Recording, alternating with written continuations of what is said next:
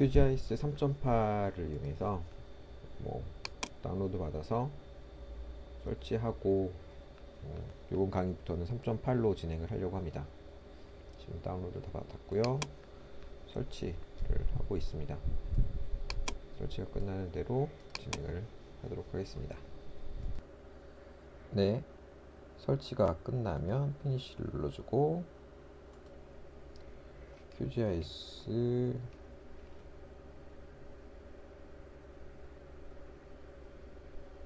3.8을 실행시켜줍니다. 잔지바르 QGIS가 실행이 됩니다. 이렇게 실행이 되면 처음에 최근에 사용한 프로젝트, 탐색기 레이어, 각종 도구 상자, 그리고 명령어들이 있죠. 첫 도면 화면에 있는 이 영역이 지도 영역인데요. 여기를 새롭게 바꿔줘서 화면을 바꿔주면 밑에 보신 것처럼 좌표나 이런 것들이 바뀌고 렌더링, 좌표계 이런 것들이 나옵니다. 뭐 일단 화면 구성에서 아이콘들과 탐색기 레이어에서 데이터를 추가를 좀 해봐야 되겠죠. 저희가 수업 시간에 사용할 데이터들은 C 드라이브에다가 GIS 데이터 디렉토리를 하나 만들어서 옮겨 놓고 작업을 할게요. 작업용 디렉토리는 GIS 언더바 데이터라고 해서 C 드라이브 루트에다가 만들 거예요. C 드라이브에다가 새 폴더 GIS 언더바 데이터. 지난 시간에 얘기했듯이 한글, 숫자, 공백 이런 거 없이 영문으로 알려줄 수 있도록 데이터를 만들었습니다. 샘플 데이터를 카피를 해 놓도록 하겠습니다. 데이터 책에 있는 데이터의 샘플 데이터를 GIS 데이터에다 옮겨 놓고 작업을 할게요.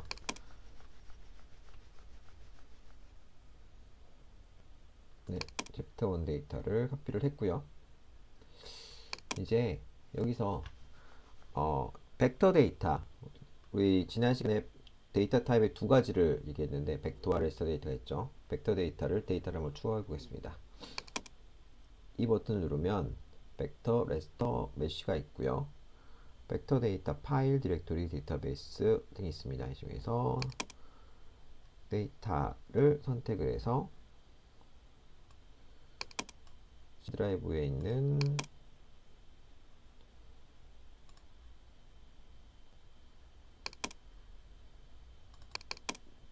데이터, 스페셜 데이터 중에서 서울 로드, 이 중에서 SHP 파일 한번 가져볼게요. shape 파일, 서울 로드 SHP 열기에서 추가 볼까요? 그러면 화면에 이렇게 추가가 됩니다. 화면에 추가가 됐으면 기본적인 동작들을 한번 살펴볼게요. 이 데이터를 마우스를 누르고 오른쪽 왼쪽 패닝 할 수가 있고요. 스크롤해서 확대, 스크롤을 통해서 축소, 확대, 축소가 되고요. 물론 기본적인 버튼들을 사용할 수 있습니다. 확대, 축소, 그 다음에 이동이나 손을 누르고 움직이는 거 이동이 될 수 있습니다. 그리고 패닝을 통해서 이렇게 움직일 수가 있고요. 그리고 전체 보기, 그래서 확대해서 보면 이 버튼은 전체를 볼 수 있는 그런 버튼이 되겠습니다. 이렇게 해서 확대 축소가 됐고요. 그 다음에 이 파일을 열 때 이 부분을 눌러서 여는 게 QGIS 2점대에서 3점대 넘어오면서 좀 바뀌었어요. 이 부분이 바뀌어서 이 부분이 바뀌었고, 레이어를 이용해서 레이어 추가, 벡터 레이어 추가, 레스터 레이어 추가, 이런 형태로 해서 아까처럼 우리가 서울 지도를 열 때도 이런 식으로 벡터 레이어 추가를 해서 원본 관리자 통해서 추가를 하면 열리는 식으로 여기서도 열 수가 있고, 그리고 여기 이 아이콘을 통해서도 열릴 수가 있다. 다음으로 레스터 데이터를 한번 가져와 볼게요. 똑같이 레스터 데이터도 레이어에서 추가해서 레스터 레이어 추가를 할 수가 있어요. 뭐 여기 이 버튼을 눌러도 똑같은 행성자가 나오고요. 레스터를 통해서 레스터 데이터를 한번 가져와 볼게요. 데이터는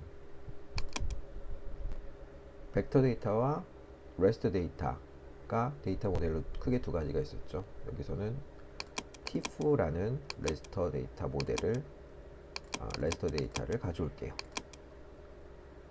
추가해주면 닫기. 서울 DEM이라는 거죠. 아까 벡터 데이터랑 데이터 타입이 다르죠? 어떻게 다를까요? 얘는 보시는 것처럼 이렇게 셀로 이루어져 있어요. 조금 우리가 흔히 보는 레스터 타입을 하나 더 볼까요? GIS 데이터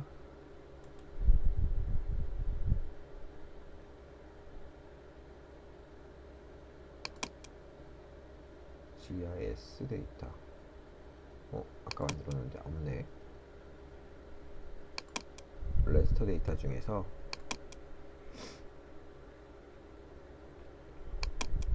서울 랜드셋 TIFF라는 걸 한번 열어볼게요. 얘는 보시는 것처럼 멀리서 보면 서울 같은데 가까이서 보면은 이런 셀로 이용돼 있어서 해상도의 차이에 따라서 이런 것들을 볼 수가 있습니다. 그런데 아까 불러왔던 이에 서울 로드라는 애가 안 보이죠.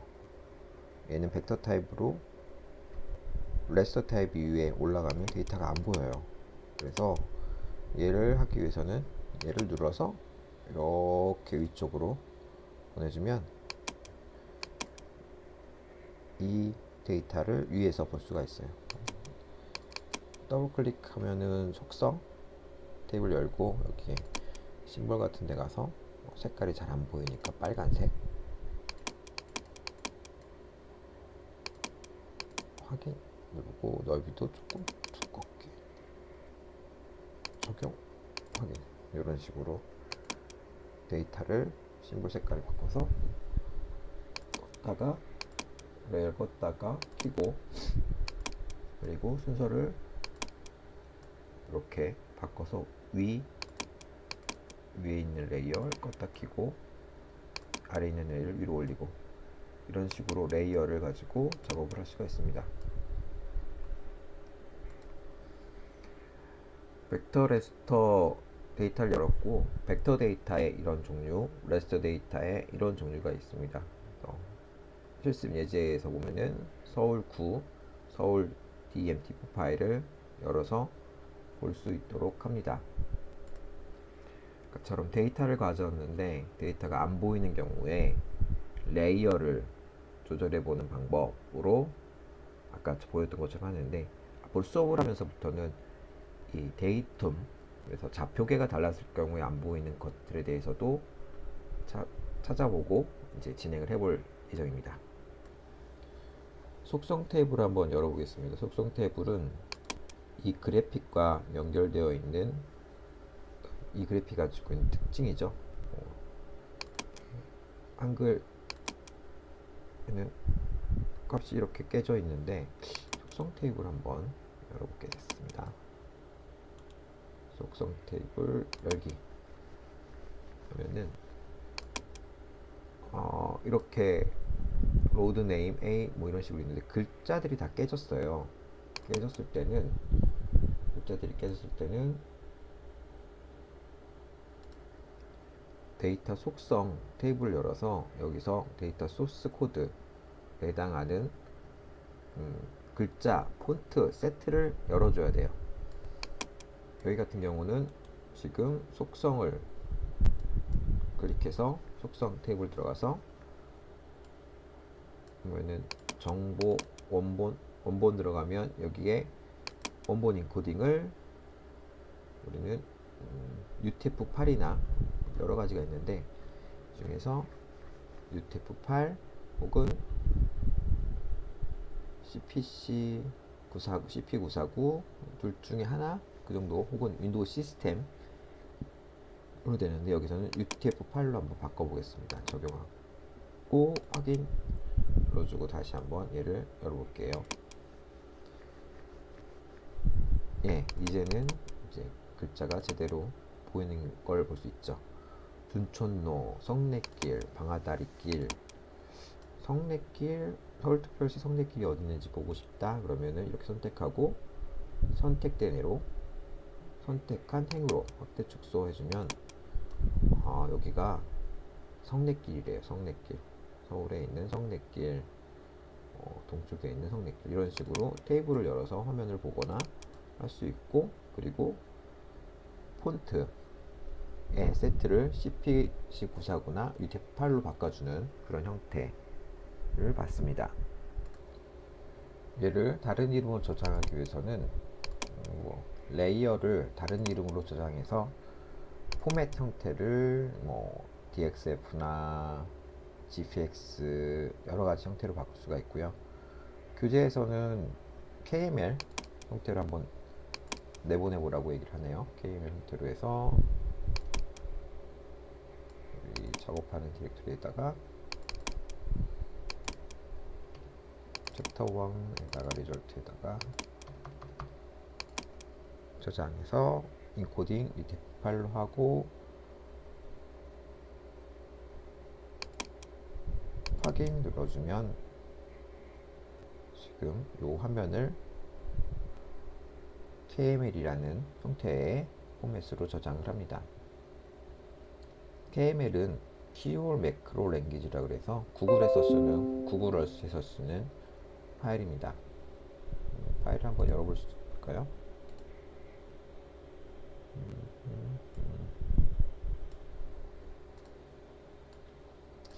이게 제 컴퓨터에 구글 어스가 깔려 있지 않아서 구글 어스를 깔고 다시 진행을 해야 될 것 같고요. 다음으로 얘를 레이어를 이미지로 저장을 할 수가 있습니다. 화면에서 포맷을 지정하는 게 아니라 화면을 이미지를 이용해서 이 그림이죠. JPG 파일로 얘를 내보낼 수가 있습니다. 다른 이름으로 가져오기, 내보내기에 보면 지도를 이미지로 내보내기, 화면에 지금 보이는 애를 월드 파일까지 저장을 해서 내보내면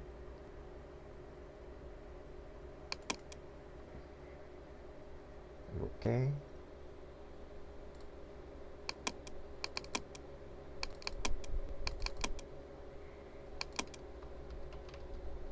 저장 했으면 이 화면에 보이는 이 이미지를 그대로 이미지 파일로 저장할 수가 있습니다.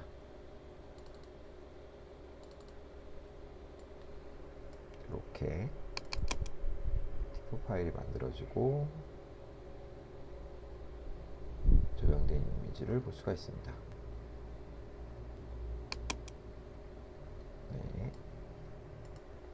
이렇게 이미지 파일로도 만들고, 그리고 지금까지 작업해놨던 환경, 데이터 자체를 저장하기보다는 얘가 어느 위치에 있는 파일들을 가져다가 썼고, 그 파일을 어떤 작업들을 했다, 화면에서 어떻게 구성되어 있다 라는 그 정도를 저장하는 형태로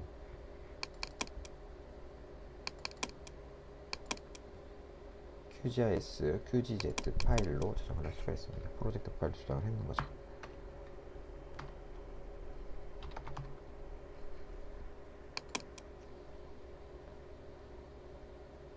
이렇게 해놓으면, 저장을 해놓으면 차후에 저장된 파일을 열어서 얘를 열면 똑같은 형태, 이 지금 화면 구성된 형태를 그대로 가져올 수가 있습니다. 교재 페이지 20페이지 보면 이런 식으로 되어 있죠. 프로젝트 전체 파일 한꺼번에 불러들이는 형태로 쓸 수가 있다.